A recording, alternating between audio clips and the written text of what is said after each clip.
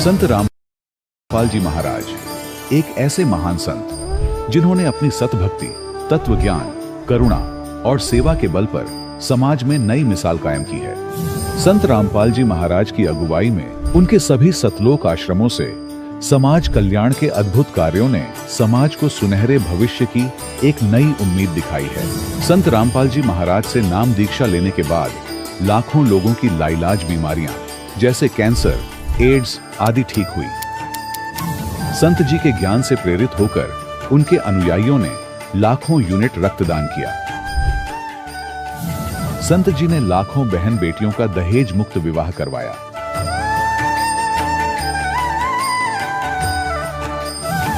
संत जी ने लाखों लोगों का नशा छुड़वाया, करोड़ों उजड़े परिवार बसे। संत जी के आश्रमों में समागम के दौरान निःशुल्क नेत्र चिकित्सा, दंत चिकित्सा प्रदान की जाती है। संत रामपाल जी महाराज द्वारा समय समय पर पर्यावरण संरक्षण के उद्देश्य से बड़े स्तर पर वृक्षारोपण किया जाता है। संत जी ने जरूरतमंदों को तत्काल राहत पहुंचाने के लिए एम्बुलेंस सेवा शुरू की। संत जी अपने अनुयायियों को देहदान के लिए प्रेरित करते हैं, जिससे मानवता की सेवा और चिकित्सा क्षेत्र में सुधार हो सके। संत रामपाल जी महाराज के सभी आश्रमों में हर रोज निःशुल्क भंडारा आयोजित किया जाता है, जहां हर वर्ग, हर जाति और हर धर्म के लोग एक साथ बैठकर भोजन करते हैं।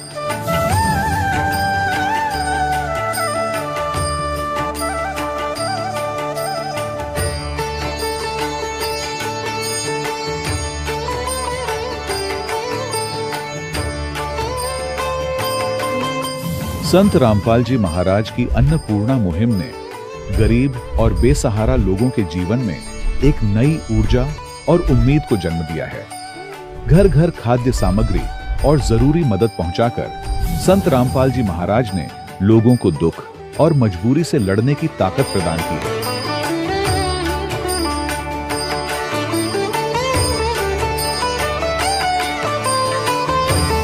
संत रामपाल जी महाराज द्वारा गरीब लोगों के लिए घर बनवाने का अद्भुत कार्य एक ऐसी मिसाल कायम कर रहा है जो सदियों सदियों संत जी की उदारता और दया भावना के तौर पर जाना जाएगा।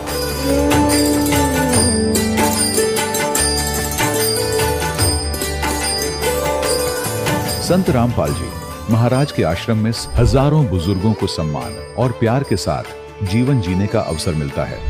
उनके खाने, रहने और स्वास्थ्य की पूरी जिम्मेदारी संत रामपाल जी महाराज उठाते हैं। अनाथ बच्चों के लिए संत रामपाल जी महाराज के सभी आश्रम किसी वरदान से कम नहीं। यहाँ उन्हें शिक्षा, संस्कार और भविष्य के लिए बेहतर अवसर प्रदान किए जाते हैं। चाहे बाढ़ हो, भूकंप या महामारी, संत रामपाल जी महाराज और उनके अनुयायी हमेशा ही जरूरतमंदों के लिए सबसे आगे खड़े रहते हैं। कोविड महामारी के दौरान संत रामपाल जी महाराज के आश्रमों से करोड़ों लोगों के लिए भोजन, दवाइयां और जीवन रक्षक सामग्रियां उपलब्ध कराई गई। चाहे गरीब की मदद हो या किसी शोषित और पीड़ित वर्ग के हक और सम्मान की लड़ाई, संत रामपाल जी महाराज ने हमेशा ही उनकी दबी आवाज को सरकारों तक पहुंचाया है और उन्हें उचित न्याय दिलवाने में अहम भूमिका अदा की है। समाज में आध्यात्मिक और सामाजिक मूल्यों के प्रति जागरूकता लाने में संत रामपाल जी महाराज हर कदम पर मानवता के सच्चे सेवक साबित हुए हैं। संत रामपाल जी महाराज का जीवन हमें सिखाता है कि सच्ची सेवा वही है जो निस्वार्थ भाव से की जाए। आइए हम भी इस महान सेवा के कार्य में इस महान संत से जुड़ें और संत रामपाल जी महाराज से नाम दीक्षा लेकर अपने जीवन को धन्य बनाएं।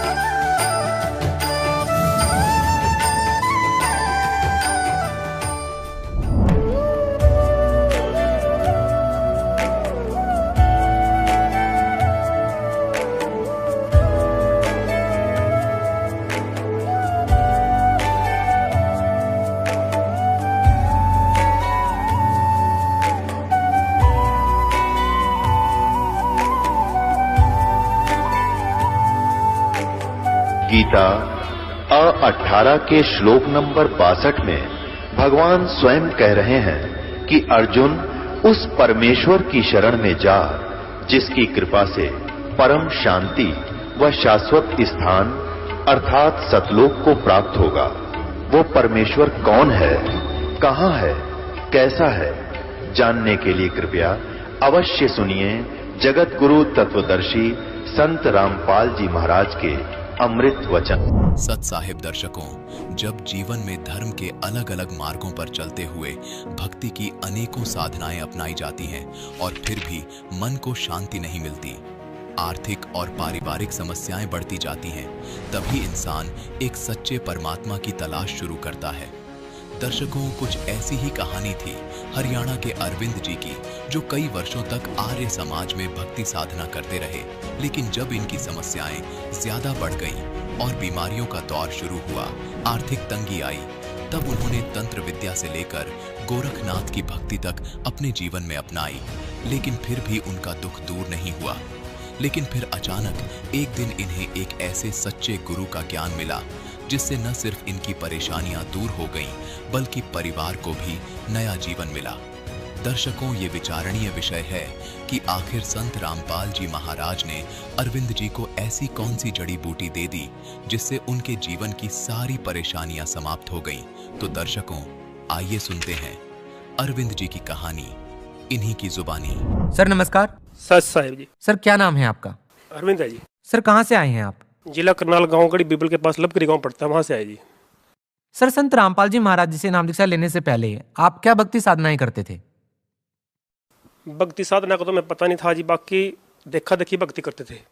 मैं आर्य समाज में एक प्रोग्राम करता था, ढोलक बाजे बजाने का काम करते थे हम। वहाँ पे आर्य समाज में स्वामी दयानंद का प्रचार करते थे और पैसे बनाते थे। और जैसे भी मान लो, भक्ति का तो मैं पता ही नहीं था भक्ति क्या होती है।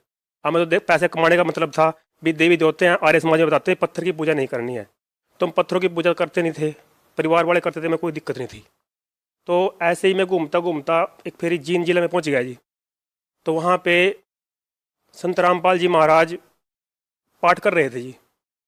तो उन्होंने मेरे को पाठ करने के बाद वो बाहर घूमने के लिए आए हुए थे। उन्होंने बोला भी भगत जी आप ये क्या कर रहे हो? मैं बोला जी आर्य समाज का प्रोग्राम करने के लिए आए थे हम, इधर हमारे तरफ एक गुरु है, उस गुरु का कुछ ग्रही गुरु करने के लिए आए हुए हैं। कहने ये छोड़ दो, कुछ नहीं है, ये परमात्मा की भक्ति करो। तो मैं जाति से जोगी हूँ जी, और हम मंदिरों में पूजा पाठ करते हैं, और बाकी मेरा परिवार तो अब भी करता है। और जो है मैं थोड़ा आर्य समाज से जुड़ा हुआ था, तो मैं थोड़ा मूर्ति पूजा पर कम विश्वास करता था। तो जी वो कहने लगे भी भक्ति करो परमात्मा की, ऐसा कुछ नहीं करना चाहिए। मैं कहना भी आप किसने गुरु बना दिया आपको? मैंने उनको एक दो अपशब्द बोला, परमात्मा को, बंदी छोड़ सतगुरु रामपाल जी महाराज को मैंने बहुत ही गलत बोला। मैंने उनको कहा भी आप किसने भगवान बना दिया आपको? किसने गुरु बनाया आपको? गुरु तो हम हैं, सारा संसार हमारी पूजा करता है। आप जाटों की कौन पूजा कर सकता है? जाट भगवान नहीं होता, क्योंकि हम जोगी हैं। शिव जी महाराज की जटाओं में से जाट निकले हुए हैं, हम शिव के बच्चे हैं। हमारी भक्ति, आप हमारी भक्ति करो, हम आपकी भक्ति थोड़ी कर सकते हैं। तो परमात्मा ने मेरी कमर पे हाथ फेर के कहा बच्चा कोई बात नहीं, परमात्मा तुम्हारा भला करे। तो जी मैं अपना प्रोग्राम करता रहा। तो मेरी शादी नई हुई थी, मैं जवान अवस्था में था उस टाइम, तो मैं दुख सुख को जानता नहीं था। तो मेरा काम डिगने लग गया जी बिल्कुल। जो प्रोग्राम करता था वो प्रोग्राम भी फैल, मैं सिलाई काम करता वो भी फैल। तो मैंने फिर जोड़ी पा के मांगना शुरू कर दिया जी। मैं गाँव गाँव मांगने के लिए गया, मैं जोगी जाति से हूँ। गाँव वाले मुझे में कहते सर अट्ठा कट्टा तेरा सिर है, करके खा। मैं सब सुनता। एक तांत्रिक मिल गया जी मेरे को, करनाल इधर यमुनानगर जिले में पड़ता है। तो उस तांत्रिक ने मेरे को उस तांत्रिक विद्या सिखाई, तो मैं उस विद्या को करने लग गया जी। चौंकियाँ चांकियाँ लगाने लग गया, पूछे पाछे देने लग गया। तो उससे कुछ मेरा रोजगार, रोटी पानी मिलने लगी मेरे को। तो मेरे घर में बीमारियों का घर बढ़ना शुरू हो गया। तो मैं सोच रहा भी इनका इलाज हो रहा है, मेरा इलाज होने रहा। तो जी किसी ने कहा भी गोरखनाथ की भक्ति कर, तुम जोगी हो, गोरखनाथ तुम्हारा गुरु है, उसकी भक्ति करो।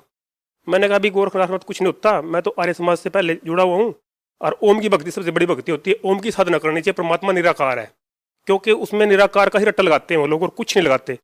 वहाँ स्टेजों पे जाते हैं आर्य समाजी, और वो कोई भक्ति नहीं करते, सिर्फ संस्कृत बोलते हैं बढ़िया, और देशभक्तों का नाम लेते हैं, शहीदों का नाम लेते हैं, और जनता है उनको भड़काते हैं और कुछ नहीं करते हो। मैंने उस प्रोग्राम में 10 साल काम किया, मेरे को पता है उसके बारे में। मेरे गांव से नरसिंह पंडित दास जी हैं, वो मेरे इस काम में गुरु रह चुके हैं। और आसपास जो प्रोग्राम करता था उसमें सिर्फ जनता भड़काने का काम था और कुछ नहीं था। अभी हम हिंदू हैं और हिंदू ही सबसे सिस्टम है, भारत देश हिंदुओं का है। मुसलमानों को कट्टर मानते थे, भी मुसलमान को मार दो, ये कुछ नहीं है, ऐसी बातें मेरे को सिखाते थे, वो भड़काने वाली बातें सिखाते थे। तो जी मैं थोड़ा फिर उस चीज़ को बदलने लग गया। बदलने पे तो जी मेरे घर में बीमारी का दौर शुरू हो गया। 2010 के बाद मेरे घर में बीमारी को इतना दौर शुरू हो गया कि मैं कंगाल हो गया बिल्कुल। घर में खाने के लिए रहा नहीं, घर में डंगर नहीं रहा, मकान नहीं रहा, और बुरी हालत होगी।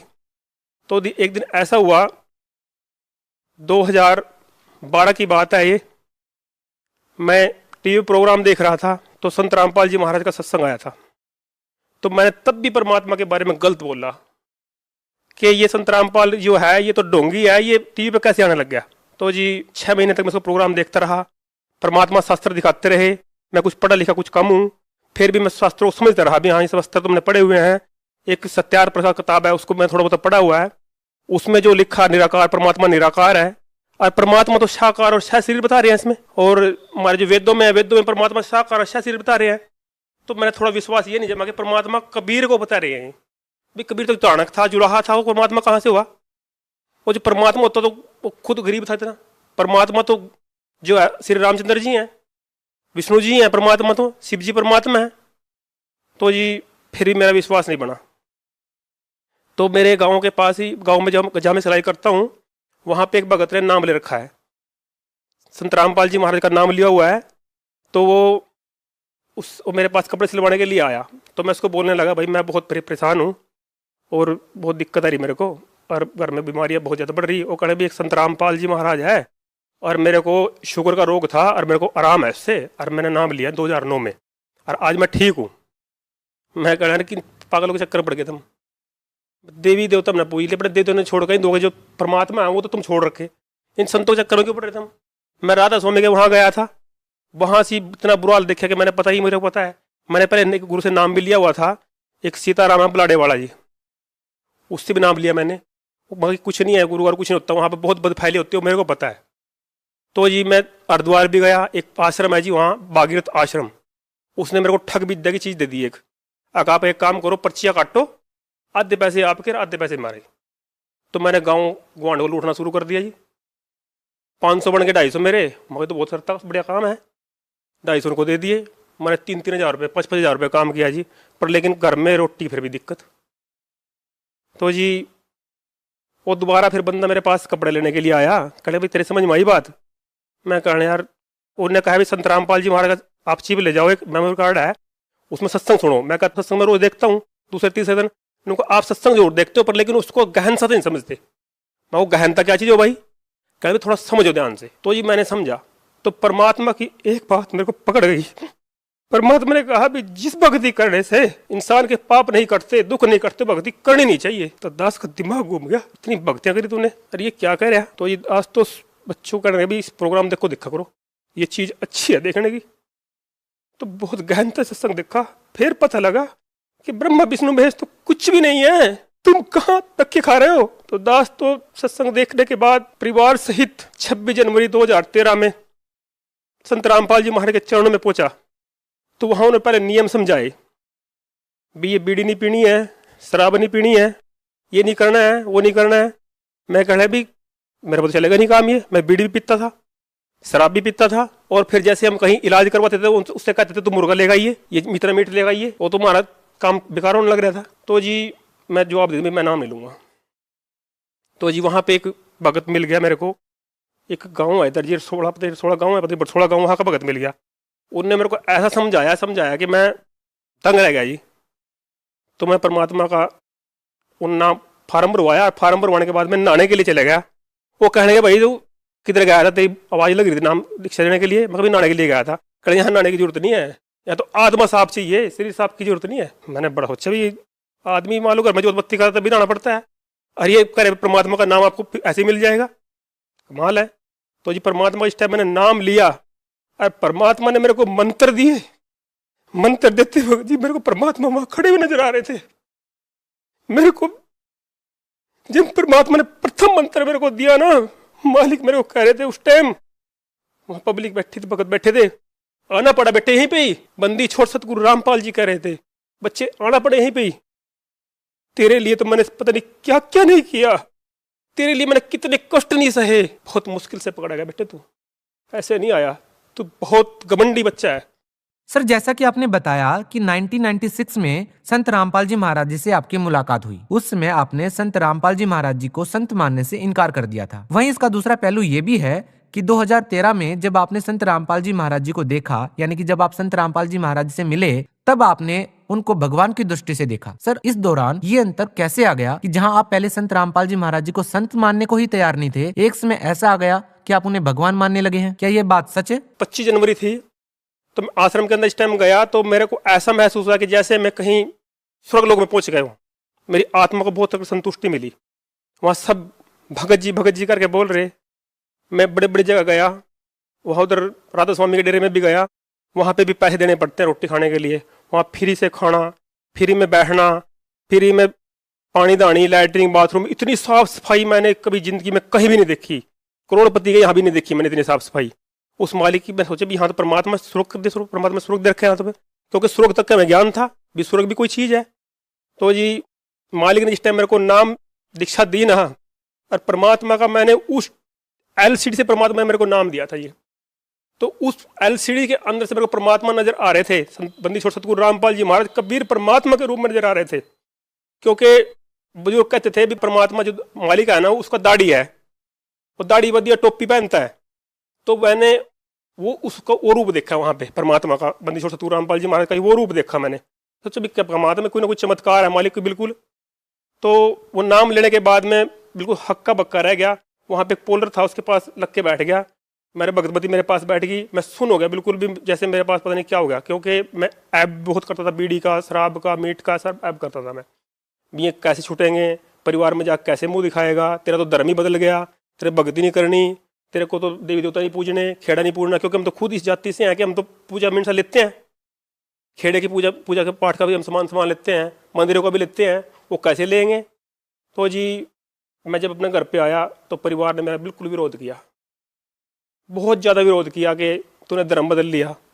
सर आप आर्य समाज के लोगों के साथ रहे हैं, उनके प्रोग्राम भी आपने अटेंड किए हैं। संत रामपाल जी महाराज और आर्य समाज के बीच में जो विवाद है, आप इसके बारे में क्या कहना चाहेंगे?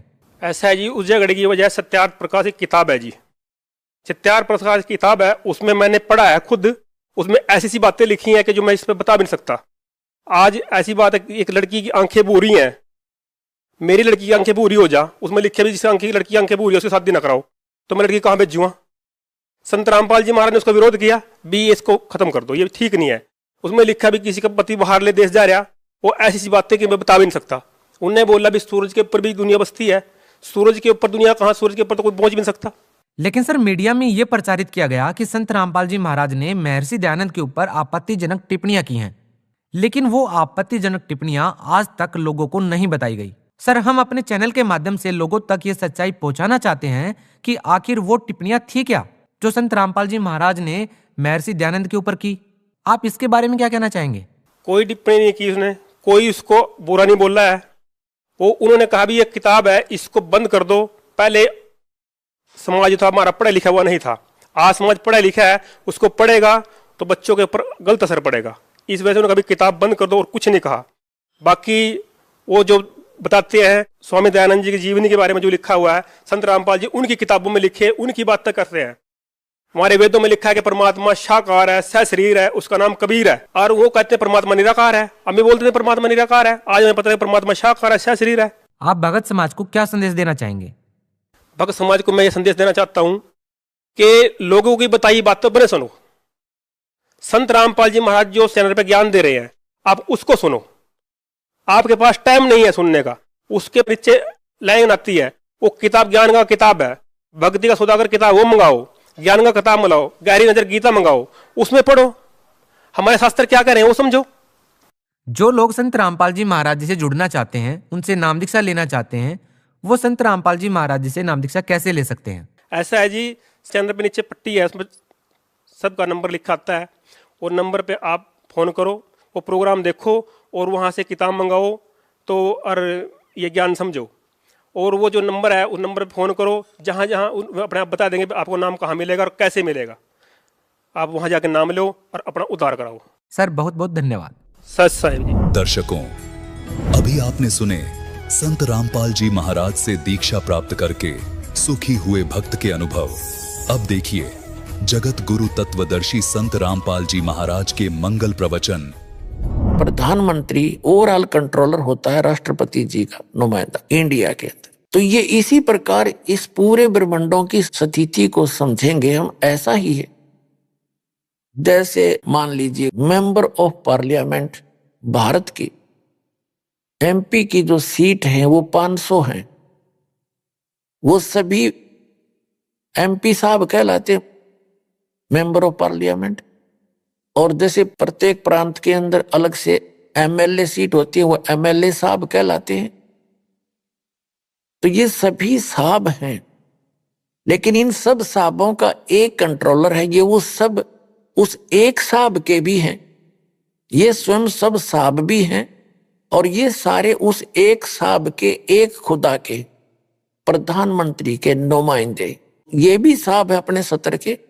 अब जैसे किसी ने रजिस्ट्री करवानी है, वो चाहे किसी से संबंध रखता, उसका काम तहसीलदार से ही होगा, तो उसके लिए वो तहसीलदार साहब है, उससे ही काम बनेगा, उसको उसने प्रार्थना पत्र लगाना पड़ेगा। तो जो इनकम्प्लीट नॉलेज रखते हैं वो कहते हैं हम एक खुदा के, एक भगवान, एक अल्लाह के अतिरिक्त हम किसी को शरीक नहीं करते। देखो, शरीक करना और बात है, पूजा अन्य चीज होती है। जैसे एक पतिव्रता स्त्री होती है, वो अपने पति की पूजा करती है और सत्कार सभी का करती है। जैसे जेठ है बड़े भाई की तरह, जेठानी है बड़ी बहन की तरह, देवर है छोटे भाई की तरह, देवरानी है छोटी बहन की तरह, ननद है उनको अपनी बहनों की तरह। कोई अन्य जो परिवार के सदस्य हैं सबको यथोचित आदर करती है। वो उनकी पूजा नहीं करती, वो सत्कार है, नमस्कार करना होता है। और जैसे एक ज्वाइंट फैमिली में रहती है, जब तक वो पतिव्रता लड़की, तो सभी से प्यार से रहती है, सबको यथोचित आदर करती है।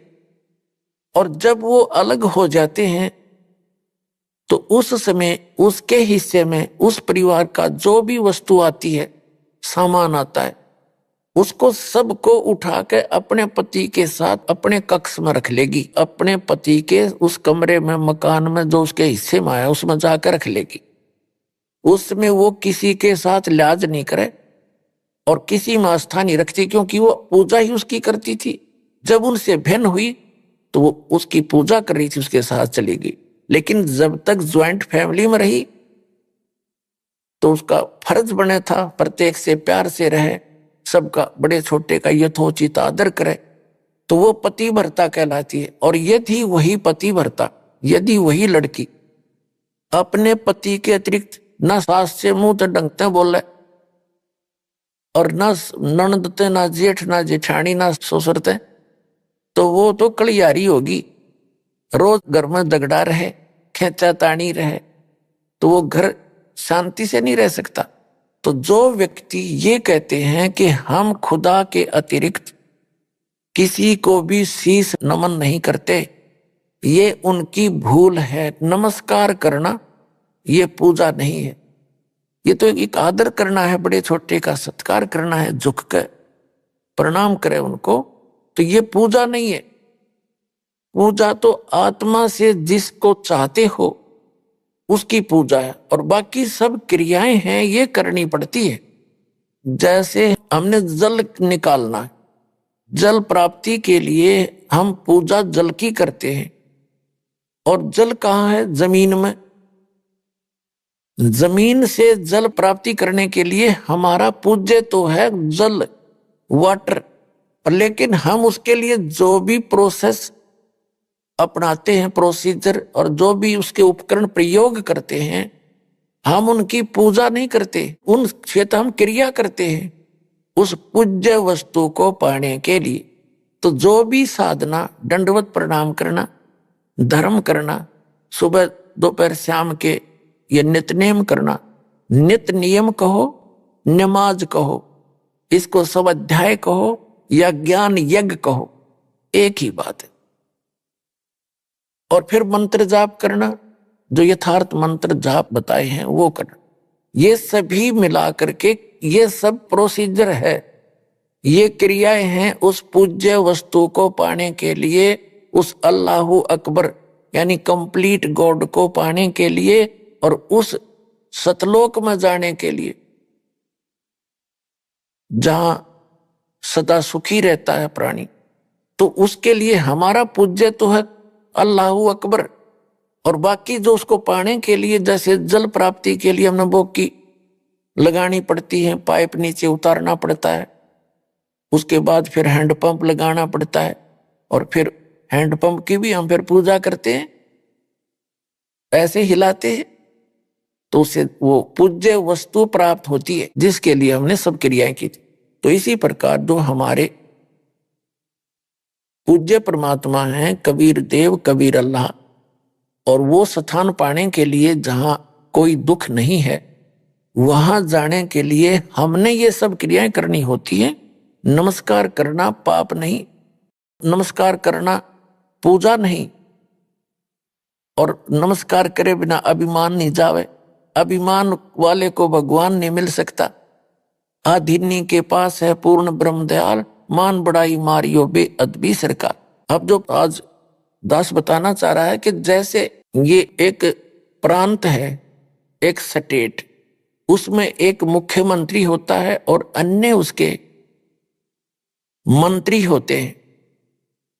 तो इस एक प्रांत में मुख्यमंत्री का रोल करता है ये ब्रह्म सरपुरुष, जिसने कुरान शरीफ का ज्ञान दिया, जिसने बाइबल का ज्ञान दिया, जिसने श्रीमद् भगवत गीता का ज्ञान दिया, जिसने चारों वेदों ऋग्वेद, यजुर्वेद, सामवेद, अथर्ववेद का ज्ञान दिया। ये एक ब्रह्मांड के अंदर मुख्यमंत्री का रोल करता है, और इसके 3 पुत्र हैं, रजगुण ब्रह्मा, सदगुण विष्णु, तमगुण शिव जी। ये इसके प्रधान हैं, 3 एक विभागीय मंत्री हैं। इनके अतिरिक्त, इनके अंतर्गत और बहुत से देव हैं, जैसे वरुण जल का देवता, और सूर्य देवता जो सभी प्रकाश स्रोतों का इंचार्ज है। जैसे कोई बिजली महकमा है, बिजली महकमे का जो मंत्री है, जिसे पावर मिनिस्टर बोलते हैं, वो कोई पावर हाउस नहीं होता, कोई जड़ नहीं है, वो एक व्यक्ति है चलता फिरता।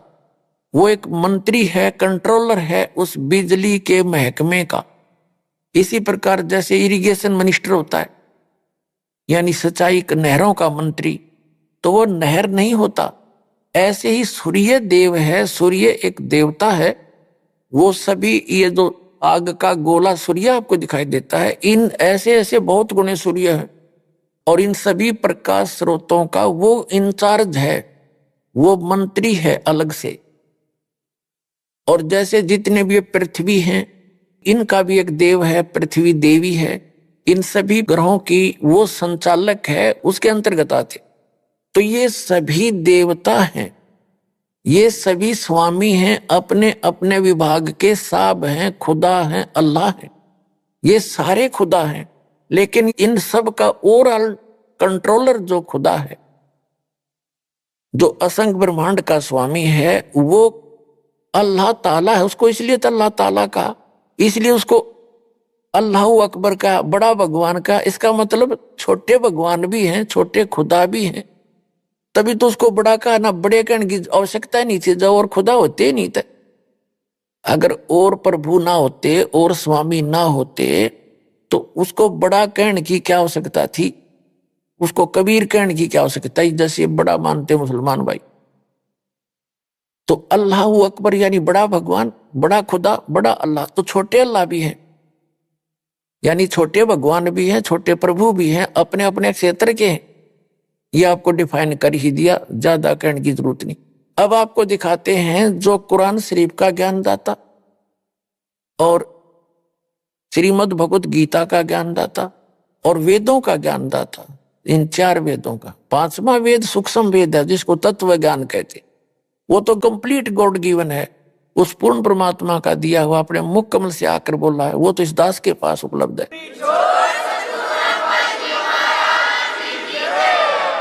वो उसी ज्ञान के आधार से तो सारा ज्ञान समझ में आया, नहीं तो सब उलट पुलट हो ही रहा था। तो ये कितना परमात्मा है, कितना स्वामी है जो कुरान शरीफ का ज्ञानदाता और बाइबल का ज्ञानदाता। यानी बाइबल के अंदर 3 बुक, होली बुक इकट्ठी जल्द हैं। नंबर 1 तौरात, नंबर 2 जबूर, नंबर 3 इंजिल। उन तीनों का संग्रह बाइबल कहलाता। तो उनका ज्ञानदाता भी ये ब्रह्म है, कुरान शरीफ का ज्ञानदाता भी ये ब्रह्म है, और श्रीमद् भगवद गीता का ज्ञानदाता भी ब्रह्म है, और इन 4 वेदों का ज्ञानदाता भी ब्रह्म है। और परम अक्षर ब्रह्म ने आकर के वो मूल ज्ञान दिया है जिसमें और आल ज्ञान है। और ज्ञान सब ज्ञानड़ी, वो कबीर ज्ञान सो ज्ञान, और जैसे गोला तोब कायम करता चला मैदान। वो ज्ञान है परमात्मा का दिया हुआ। अब आपको दिखाते हैं वो कितना भगवान है। ये जिसको मुसलमान भाई अपना अल्लाह ताला मानते हैं, जिसने कुरान शरीफ का ज्ञान दिया, उसको वे अपना खुदा मानते हैं, और गलती से उसको वो अल्लाह अकबर भी कहते हैं। जबकि सूरत फुरकानी,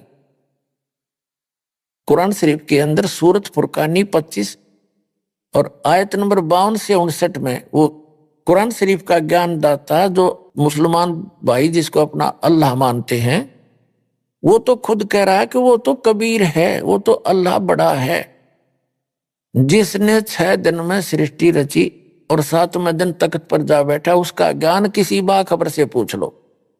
उसने जब पल्ला झाड़ दिया, वो तो जानता है नहीं उस अल्लाह अकबर के बारे में, उस बड़े भगवान के बारे में तो वो जानता है नहीं, जिसने 6 दिन में सृष्टि रची, 7वें दिन तख्त पर जा बैठा। उसके विषय में ये दास जानता है और ये भेजा है बताने के लिए। अब अपना कल्याण करवा लो अग्रम अग्रम छोड़ के।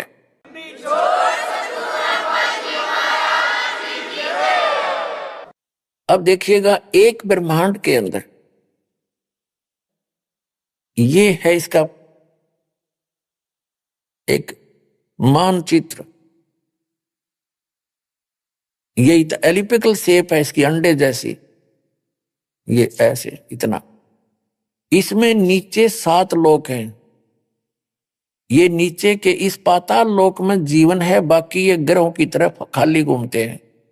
ये पाताल लोक है, ये रसातल, तलातल, ये नरक टाइप हैं।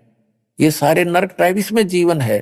इसके बाद ये पृथ्वी लोक है, फिर और ये है स्वर्ग लोक। इन 3 लोकों में, पाताल लोक, पृथ्वी लोक और स्वर्ग लोक, इन 3 लोकों पर इन श्री ब्रह्मा जी रजगुण, श्री विष्णु जी सतगुण और श्री शिव जी तमगुण का अधिपत्य है। इन तीनों, पृथ्वी लोक पर, पाताल लोक और स्वर्गलोक। ये है ब्रह्मलोक, ये है एक ब्रह्मलोक। इसी ब्रह्मांड के अंदर एक ब्रह्मलोक है। ये सारा मिला के इतना, इसके अंदर इस काल भगवान ने ये चारों तरफ समुद्र ही समुद्र है, बहुत गहरा समुद्र है, ये समुद्र है। और इसमें इस काल भगवान ने क्या रचना की है, ये एक महा इंद्र का द्वीप बना, इसको महास्वर्ग कहते हैं, इसको महास्वर्ग कहते हैं। इसके ऊपर नकली सतलोक, नकली अलखलोक, नकली डुप्लीकेट अगम लोक और अनामी अर्थात अकय लोक बनाए ये। और ये 88,000 खेड़े हैं। ये सपतपुरी अलग है जिसमें 7 मंडल इकट्ठे ही हैं, वो नगरी है छोटी छोटी। और ये धर्मराय का लोक है। ये एक मानसरोवर है इसमें, इस ब्रह्मांड के अंदर। तो ये एक ब्रह्मांड का चित्र है। इस ब्रह्मांड में ये खुद यहां गुप्त रहता है ब्रह्मा रूप में। ये मां ब्रह्मा के रूप में काल यहां रहता है। साथ में दुर्गा को मां सावित्री रूप में रखता है। और ये महाविष्णु के रूप में रहता है, महाविष्णु के रूप में काल ब्रह्म। और दुर्गा को लक्ष्मी रूप में रखता है। ये 3 नक्षत्र न्यारे न्यारे इसने गुप्त बना रखे हैं। ये सतोगुण प्रधान नक्षत्र है ये तमोगुण प्रधान क्षेत्र है। इसमें ये काल महाशिव रूप में रहता है और दुर्गा को पार्वती रूप में रखता है। और ये रजोगुण प्रधान क्षेत्र है, इसमें महाब्रह्मा रूप में रहता है और दुर्गा को सावित्री रूप में रखता है। इन तीनों स्थानों पर एक एक पुत्र की उत्पत्ति करता है। जो इस स्थान पर ये उत्पत्ति करते हैं दोनों दुर्गा जी, और ये काल भगवान ब्रह्मा रूप धारण कर लेता है। और इसके साथ फिर ये दोनों सृष्टि क्रम करते हैं। पति पत्नी के व्यवहार से जो पुत्र उत्पन्न होता है वो इन ब्रह्मा जैसी शकल का हो जाता है, रजोगुण युक्त हो जाता है। इस स्थान का ऐसी कंस्ट्रक्शन है। और ये है सतोगुण प्रधान क्षेत्र। इसमें ये काल विष्णु रूप धारण कर लेता है चतुर्भुज रूप में, और दुर्गा को भी रखता है महालक्ष्मी रूप। इन दोनों के संयोग से ये सतोगुण प्रधान क्षेत्र है। यहाँ ऐसी कंस्ट्रक्शन है, यहाँ व्यक्ति का अपने आप स्वभाव बहुत अच्छा रहता है। तो इनके संयोग से जो पुत्र उत्पन्न होता है वो सतोगुण युक्त हो जाता है। और ये है तमोगुण प्रधान क्षेत्र। इसमें ये स्वयं रहता है महाशिव रूप में, दुर्गा को रखता है पार्वती रूप में।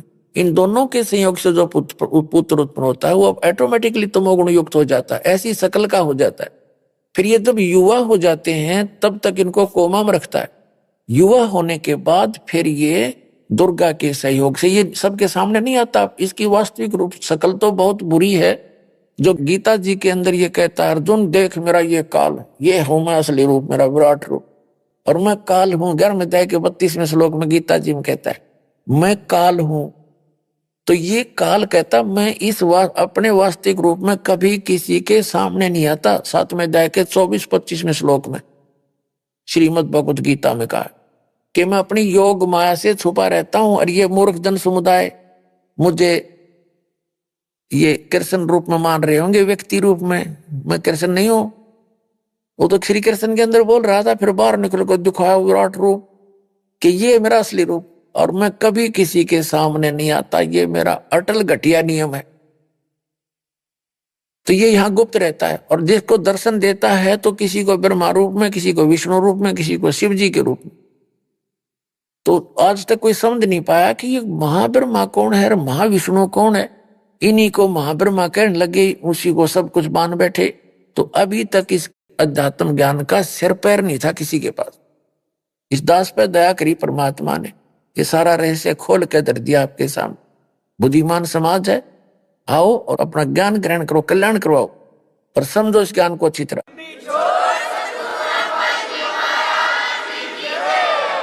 अब देखते हैं, अब ये एक ब्रह्मांड है, ये है एक ब्रह्मांड, ये सारा एक ब्रह्मांड है। और इसमें ये जो काल भगवान है ये एक मुख्यमंत्री का रोल करता है, और इसके 3 मंत्री ये हैं, यानी मेन तो ये 3 है। इसके अंतर्गत फिर और 33 करोड़, जैसे एक मुसलमान भाई है डॉक्टर जाकिर नायक, वो क्या तर्क देता है कि मुसलमान तो मानते हैं सब कुछ खुदा का है, और वो कहता है अधिकतर हिंदू मानते हैं कि जैसे ये सूरज खुदा है और आग खुदा है, पहाड़ खुदा है, मूर्ति खुदा है, सांप खुदा है, यानी ये सब को खुदा मानते हैं। जैसे हम सूर्य देव कहते हैं, वरुण देव जल का देवता है, और इंद्र स्वर्ग का देवता। तो ये ऐसे वास्तव में ये हैं, ये सभी जो हैं ये भी खुदा हैं, अपने अपने सत्र के प्रभु हैं, अपने अपने सत्र के ये स्वामी हैं, मालिक हैं, इनको नकारा नहीं जा सकता। जैसे पूरे भारत के अंदर अगर सारे एमएलए गणन लगे तो 3-4 हजार हो जाएंगे, और एमपी तो है ही, ये फिक्स्ड है। एमपी मेंबर ऑफ पार्लियामेंट की जो सीट है ये फिक्स है, और इसी प्रकार 33 करोड़ देवताओं की फिक्स है। वो 33 करोड़ देवताओं की ये समझ लो मेंबर ऑफ पार्लियामेंट की सीट है। वो देवता मर जाते हैं, दूसरे अच्छी आत्माओं को देवता पद प्राप्त हो जाता है। तो इस प्रकार ये सभी देव हैं। देव माने प्रभु हैं, स्वामी हैं अपने सत्र के, लेकिन कुल का मालिक जिसको महादेव कहते, बड़ा भगवान कहते हैं, अल्लाह अकबर कहते हैं, वो सब का मालिक है, उसके सब देव हैं, ये अन्य देव भी उसके हैं, उसके अंतर्गत हैं, उसके कंट्रोल में है, वो सब का मालिक एक है और ये अपने सतर के प्रभु हैं। ये सब खुदा होते हुए भी उस एक खुदा के हैं, ये सब खुदा भी हैं। ये है रियल डेफिनेशन ऑफ गॉड।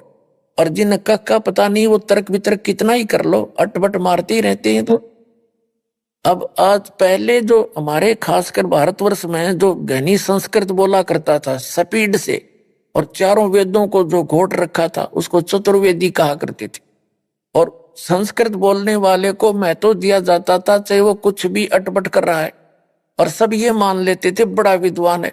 आज इसका स्थान इंग्लिश ने ले लिया, अंग्रेजी भाषा ने, और जो अंग्रेजी में घड़ी गटमट करे उसने सोचो भाई बड़ा पहुंचा विद्वान है, खाक विद्वान है। एक भाषा का काम अपने विचारों को दूसरे तक पहुंचाना है, वो सिंपल हो, क्षेत्रीय हो, चाहे अरबी हो, चाहे पंजाबी हो, चाहे गुजराती या मराठी हो या हिंदी हो, अपनी लोकल मातृभाषा हो, वो ज्ञान खरा होना चाहिए ताकि सामने वाला समझ सके। हमारी बुद्धि काम करना बंद कर जाती है क्योंकि हमने ज्ञान नहीं, तो इस ज्ञान से समझ में होगा कि हम किसको के मान बैठे। अब पूर्ण परमात्मा की परिभाषा आपको समझाई जा रही है, यानी पूरे ब्रह्मांड की स्थिति बता रहे हैं, असंख्य ब्रह्मांडों की। अब जो ये एक ब्रह्मांड में मुख्यमंत्री का रोल करता है ये ब्रह्म है, और इसके 3 पुत्र हैं। ये मुख्य कंट्रोलर हैं इन 3 लोकों के, पृथ्वी लोक, और एक एक विभाग के मंत्री हैं, पृथ्वी लोक, स्वर्गलोक और नीचे पाताल लोक के। यही तीनों अपना इसके अंतर्गत आते हैं ब्रह्म के। और इस ब्रह्म का कितना क्षेत्र है ये देखिएगा। आपने जो ये देखा, ये एक ब्रह्मांड देखा, आपने जो ये ब्रह्मांड देखा, ये अब ये समझो हम इस स्थिति में आगे, ये एक गेंद जो है ये एक ब्रह्मांड समझ, ऐसे ये 5 ब्रह्मांड मिलाकर एक महाब्रह्मांड बना दिया इसने। ऐसे ऐसे ऐसे 4 महाब्रह्मांडों में 20 ब्रह्मांडों को रोक दिया, अपने अपने स्थान पर ये घूम रहे हैं। ये सारा एक 20 ब्रह्मांड का क्षेत्र है। फिर इसके बाद एक ब्रह्मांड ये और है इसका, ये सारा भी एक ब्रह्मांड है। ये तो दिखाने के लिए थोड़े से लिखने में नहीं आ रहे थे। इसका भी अलिपिकल शेप है, ऐसे ऐसे अलग से। तो ये ब्रह्मांड अलग से है, ये 21वां ब्रह्मांड है इसका। तो ये कुल मिलाकर ये सारे, ये ब्रह्मांड नहीं है, ये तो दिखाने के लिखने के लिए थोड़े बड़े बनाने पड़े। तो ये सारा एक ब्रह्मांड है इतना, ऐसे एलिपिकल शेप है इसकी भी ऐसे। तो ये एक ब्रह्मांड अलग है, ये 20 ब्रह्मांड ये है। एक ब्रह्मांड जो मैंने अभी आपको पहले दिखाया था वो समझो एक गेंद है, या एक गेंद जैसी है, ये इतना आ गया। और इस समझने के लिए तो ये 21 ब्रह्मांड का स्वामी है, ये 21 ब्रह्मांड का स्वामी है ब्रह्म, सरपुरुष, काल, शैतान, जिसको शैतान कहते ये है। और ये सरपुरुष भी कहलाता। अब देखो, अब ये है, ये जो आपने देखा 21 ब्रह्मांड का ये एक क्षेत्र है, अभी आपने देखा था, ये तो है सरपुरुष का। और इसके बाद जो ये स्थान है इतना, ये रेड लाइन जो है ये वाली, ये है 7 संख ब्रह्मांड इस परब्रह्म के, जिसको अक्षर पुरुष भी कहते हैं। ये सरपुरुष है, ये अक्षर पुरुष है। और ये ओवरऑल कंट्रोल जो अल्लाह अकबर है, अल्लाहू अकबर है, अल्लाहू अकबर यानी बड़ा भगवान, वो ये है। ये छोटे छोटे जो डॉट दिखे ये सारे ब्रह्मांड है, ये चारों तरफ ये सारे, ये सतलोक है सारा, ये सतलोक ये। और इसके ये है वो मूल मालिक अल्लाहू अकबर, जो 7 में वो कहते हैं अर्श कुर्स पर अल्लाह तकत है, खालिक बिन नहीं खाली। तो ये तकत है उस मालिक का, स्थान है, सिंहासन है। और इसके अंतर्गत ये परब्रह्म 7 संग ब्रह्मांड वाला ये भगवान भी इसी के अंतर्गत आता है। और ये काल भगवान, ये जो कुरान शरीफ का ज्ञानदाता और श्रीमद् भगवद गीता का ज्ञानदाता, चारों वेदों का ज्ञानदाता, और इन पवित्र बाइबल का ज्ञानदाता ये है। ये तो इतना इतना अल्लाह है, इतना खुदा है, बस ये इतना, ये 21 ब्रह्मांड का। और इसके बाद ये देखो 7 संख्य ब्रह्मांड पर ब्रह्म के, अक्षर पुरुष के, और ये है असंख्य ब्रह्मांड और ऑल कंट्रोलर। ये है वो कुल का मालिक, ये है वो अल्लाह अकबर, बड़ा भगवान ये है। और इसके फिर अन्य ऊपर लोक और हैं, अलख लोक और अगम लोक और अनामी लोक, जिसको अल्लाह लोक भी कहते हैं।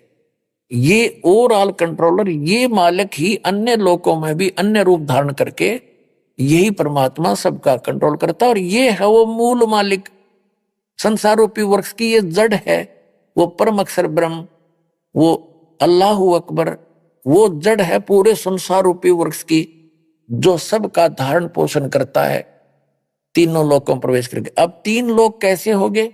ये ऊपर का जो लोक है, सतलोक, अलखलोक, अगमलोक और अकय लोक, ये एक लोक अविनाशी स्थान बोला जाता है, उसकी अलग डिवीजन बना दी गई है।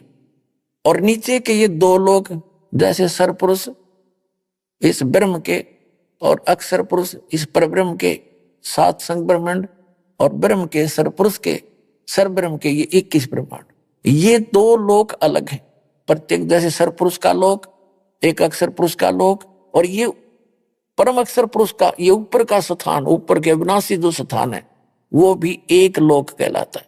तो इस प्रकार इन तीनों लोकों में जितने भी प्राणी हैं, सबका धारण पोषण ये परमात्मा ही करता है। यानी जो संसार रूपी वृक्ष की जड़ है, मूल है, और मूल से पूरे वृक्ष को आहार मिलता है, तो वो परमात्मा है, वो है अल्लाह अकबर। और ये कुरान शरीफ का ज्ञानदाता तो 21 ब्रह्मांड का स्वामी है, और गीता का ज्ञानदाता ये वही है, और वेदों का ज्ञानदाता भी यही है, बाइबल का ज्ञानदाता भी यही है। तो ये तो उस अल्लाह अकबर की जानकारी भी नहीं रखता, उसके लिए तो ऑप्शन छोड़ दिया, कोई तत्वदर्शी संत बताएगा। ये है वो तत्वदर्शी संत, आओ और कल्याण करा लो।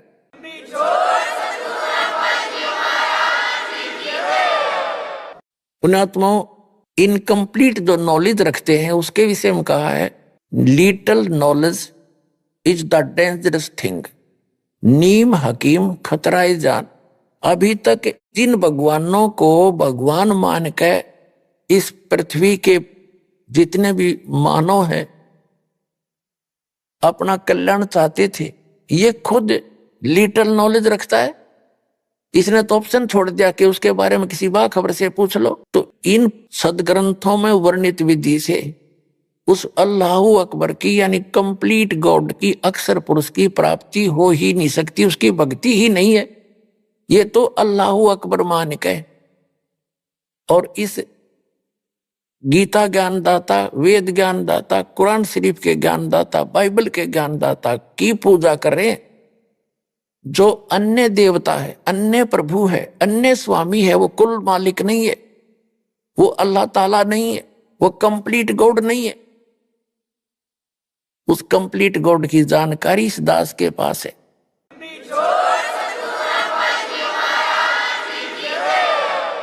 अपने आत्माओं, मुसलमान धर्म के भाई जो हैं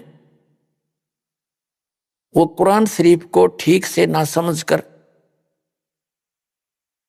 उन्होंने क्या विधान बना रखा है, ठीक से ना समझकर उसके श्लोकों को, मंत्रों को, आयतों को उन्होंने ये फाइनल कर दिया है कि कुरान शरीफ का ज्ञानदाता जिसको ये अपना अल्लाह ताला मानते हैं। अभी आपने सुने संत रामपाल जी महाराज के मंगल प्रवचन। आइए अब सुनते हैं संत रामपाल जी महाराज से नाम दीक्षा लेकर सतभक्ति करके अद्भुत लाभ प्राप्त करने वाले अनुयायी के विचार। दर्शकों, सोचिए, यदि कोई व्यक्ति हर प्रकार के पूजन पाठ, व्रत, हवन, जप तप और दान पुण्य के कार्य कर ले, लेकिन फिर भी उसके जीवन में बीमारियां कम होने की बजाय और बढ़ती ही चली जाए, तो क्या हो? दर्शकों, ऐसी ही कहानी थी बिहार की रहने वाली प्रीति दासी जी की। प्रीति जी ने अपनी आध्यात्मिक यात्रा में कई प्रकार की साधनाएं अपनाई। इन्होंने जप भी किया, व्रत भी रखे और तीर्थों की यात्रा भी की, लेकिन किसी भी विधि से इन्हें सच्ची शांति नहीं मिली। लेकिन दर्शकों, आज प्रीति जी का कहना है कि जब से मैंने संत रामपाल जी महाराज से नाम दीक्षा ली है, तब से मेरी जिंदगी पूर्ण रूप से बदल गई है। दर्शकों, आखिर संत रामपाल जी महाराज ने प्रीति जी को ऐसी कौन सी जड़ी दे दी जिससे इन्हें शारीरिक और मानसिक सुख की प्राप्ति हुई? आखिर क्यों प्रीति जी ने बताया कि संत रामपाल जी महाराज ही शास्त्रानुकूल भक्ति साधना बता रहे हैं जो लाभदायक और मोक्षदायक है? आइए सुनते हैं प्रीति जी की कहानी उन्हीं की जुबानी। नमस्कार जी। सत साहिब जी। क्या नाम है जी आपका? प्रीति दासी। प्रीति जी, आप कहाँ से हैं? नालंदा जिला हिलसा से हैं। प्रीति जी, संत रामपाल जी महाराज से नाम दीक्षा आपने कब ली? 2019 में। प्रीति जी, आपने क्या क्या भक्ति साधनाएं की अभी तक? सर जी, भक्ति साधना तो हम करते नहीं थे क्योंकि हम बहुत बीमार रहते थे और लोग कहते थे कि ये पूजा वगैरह नहीं करती है, इसके कारण से ये बीमार रहती है। तो उन लोगों के कहने में फिर मैं देवी दुर्गा, काली माता, ये सब की मैं नारियल वगैरह चढ़ाने लगी और तब भी मेरी तबीयत में सुधार नहीं आया। फिर एक मेरे बगल में एक बहन जी रहती है पड़ोस में, उनके पास गई और उनसे पूछे कि आप ये क्या करती हो, ये सत साहिब क्या है, आप नाखून में पेंट नहीं लगाती हो। हम उनसे सवाल करने लगे तो वो बोले कि हम पूर्ण परमात्मा की भक्ति करते हैं जो अभी संत रामपाल जी महाराज के रूप में आए हुए हैं। तो हम बोले कि बहन जी आप ऐसा कीजिए, हमको तो डॉक्टर ने जवाब दे दिया है और हम ठीक होना चाहते हैं, क्या वो मेरी कैंसर जैसी बीमारी ठीक कर देंगे? तो हम उस समय हम करीब लगभग में 20 डॉक्टर के पास गए। जैसे में IGMS हो गया, एक कंकड़बाग में संतोष डॉक्टर हैं, उनके पास गए। वो भी बोले कि एक बार तो आपको ऑपरेशन करवा चुके हैं, फिर दोबारा से आपको ऑपरेशन इस चीज़ का नहीं हो सकता। फिशर था हमको, वो कैंसर का रूप होता है, और बोले कि इस चीज़ का ऑपरेशन आपको नहीं होगा, ये लाइलाज बीमारी है, आप ज़्यादा से ज़्यादा 6 महीना और जी सकती हैं, और जब तक कि आपको दवा खाना होगा। ना हमको बैठने में बनता था, हम लेटे रहते थे, दर्द से कराते रहते थे। फिशर एक ऐसी बीमारी है जिसमें एनी टाइम पेन होते रहता था, हमको बहुत दर्द होता था। उस समय हमको कुछ समझ में नहीं आता था कि हम क्या करें, एकदम दर्द से हम मतलब कि कुछ होश हवास में नहीं रहते थे दर्द के कारण।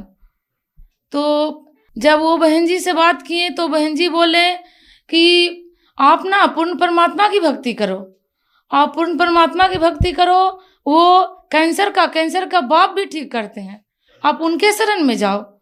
तो बोले कि आप हमको ले चलिए, कहाँ जाना है? तो वो बोले कि नामदान सेंटर है पटना में, जत डुमरी। तो हम बोले हमको वहाँ ले चलिए और परमात्मा से नाम उपदेश दिलवाइए। तो उन्होंने हमको ज्ञान गंगा पुस्तक दी। तो ज्ञान गंगा पुस्तक, हम उस अवस्था में नहीं थे कि हम ज्ञान गंगा पुस्तक को पढ़ सकते थे।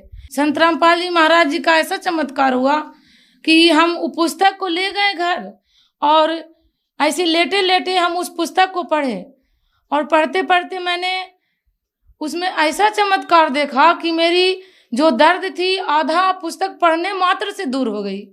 उसके बाद हम फिर उनके पास गए, मैं जो बहन जी थी बगल में उनके पास फिर गए तो उन्होंने एक पुस्तक और दी, जीने की राह, और बोले कि आप इसे भी पढ़ लो क्योंकि ज्ञान होना बहुत जरूरी है।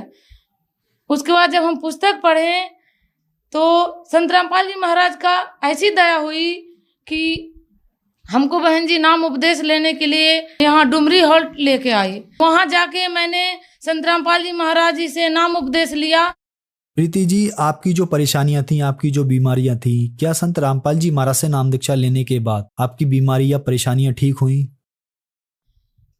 सर जी, बीमारी का तो नामो निशान नहीं है मेरे पास, जैसे लगता है कि हम कभी बीमार ही नहीं थे। संत रामपाल जी महाराज की ऐसी दया हुई कि हम आज स्वस्थ हैं। और मेरी बीमारी फिशर थी जो कि कैंसर का रूप होता है, और डॉक्टरों ने हमको तो जवाब दे दिया था कि जाओ, और मेरे जो हस्बैंड हैं वो बोले कि अब तुम बचेगी नहीं तो तुम में ज़्यादा इन्वेस्ट पैसा करना बेकार है, करीब करीब हमें 10 से 12 लाख रुपए लग चुके थे। मेरा सारा चीज खत्म हो चुका था और जैसे लगता था कि मेरे दिन दुनिया सब खत्म हो गया है।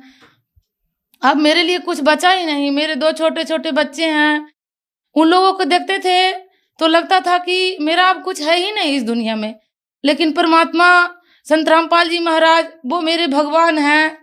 आज उन्होंने, उनकी दया से हम आज स्वस्थ हैं। और हम क्या कहें भगत जी, उनके छोटे मोटे लाभ तो होते रहते हैं। परमात्मा की दया है इतनी, संत रामपाल जी महाराज जी की दया है। डॉक्टरों ने कहा था कि 6 महीना में तुम खत्म हो जाएगी, और 6 महीना के बाद तो हमको लगता था कि अब हम खत्म ही होने वाले हैं। तो जब हम गुरुजी संत रामपाल जी महाराज जी से नाम उपदेश लेकर जब भक्ति करने लगे तो हम बोले कि अब तो हमको जैसे लगा कि हमको कुछ अमृत मिल गया है। और हम घर जाकर सारा दवाई और रिपोर्ट वगैरह सब हम फेंक दिए, सब जला दिए। बोले अब हमको दवाई खाने की कोई ज़रूरत नहीं। आज हम 1 रुपया का दवाई नहीं खाए हैं। ऐसी मेरे गुरुजी की कृपा है। और 16 दिन में जब हम घर नाम उपदेश लेके आए तो मेरे हस्बैंड बोले कि हमसे ये सब नहीं होगा। एकदम पूरी तरह से वो नास्तिक थे। 7 दिन नॉनवेज खाना, नशा करना, ये सब तो उनकी आदत थी। और हमको बोले कि बीमारी तुम्हें लगी है, तुम ठीक हो जाओ। जब हम परमात्मा की दया से हम ठीक हो गए, मात्र संत रामपाल जी महाराज जी की ऐसी दया हुई, मालिक की ऐसी दया हुई कि 16 दिन के बाद ही मेरे हस्बैंड ने परमात्मा से नाम उपदेश ले लिए और वो भी आज भक्ति कर रहे हैं। ऐसी संत रामपाल जी महाराज जी की दया हुई। और आज हम लोग पूरे परिवार, मेरे 2 बच्चे, मेरे हस्बैंड और मैं, चारों परमात्मा की दया से भक्ति कर रहे हैं आज। और हम खुशी हैं। घर में लड़ाई झगड़े भी होते थे बहुत, क्योंकि मैं बीमार रहती थी। बीमारी के कारण मेरे हस्बैंड बोलते थे कि हमको घर आने का मन नहीं करता, दिन रात कराहते रहती है। लेकिन आज वही मेरा जीवन हंसी खुशी व्यतीत हो रहा है। हम संत रामपाल जी महाराज जी की दया से, क्योंकि ये बीमारी मुझे मात्र 32 साल की उम्र में ये लग गई थी बीमारी, तो लगा क्या मेरी जिंदगी इतना ही है। लेकिन नहीं, सोचते जब पूजा करने जाते थे मंदिर में तो लगते थे कि भगवान है ही नहीं, ये सब ऐसे मिट्टी की मूर्त है, पत्थर की मूर्त है। लेकिन नहीं, भगवान है और वो हैं, अभी आए हुए हैं, और उनका नाम संत रामपाल जी महाराज है। जाइए अपना मोक्ष करवाइए परमात्मा से। संत रामपाल जी महाराज से नाम दीक्षा लेने के बाद आपको बहुत सारे लाभ मिले। जो दर्शक आज आपको टीवी पर देख रहे हैं, खास करके महिलाएं, उनके लिए आप क्या कहना चाहेंगी? सर जी, हम उपदेश देने और किसी को कुछ बताने के लायक नहीं हैं। बस अपने भाई बहन से नम्र निवेदन यही है कि आप आइए और पूर्ण परमात्मा आए हुए हैं संत रामपाल जी महाराज के रूप में, उनसे अपना जीवन का कल्याण करवाइए। जो दर्शक टीवी पर इस प्रोग्राम को देख रहे हैं और संत रामपाल जी महाराज से नाम दीक्षा लेना चाहते हैं तो उनको क्या करना होगा? भगत जी, बहुत सारे चैनल पे परमात्मा का सत्संग यानी संत रामपाल जी महाराज जी का सत्संग चलता है। उस पे बहुत सारे फ़ोन नंबर आते हैं। अभी तो परमात्मा की दया से फेसबुक, ट्विटर, व्हाट्सएप सभी पे सेवा चल रही है परमात्मा की, और उनमें नंबर बहुत सारे रहते हैं। उनसे नंबर मत लेके और अपना फ़ोन नंबर कीजिए। बगल में नामदान जहाँ केंद्र है वहाँ जाके नाम उपदेश लीजिए और अपना जीवन का कल्याण करवाइए। धन्यवाद जी। सत साहिब।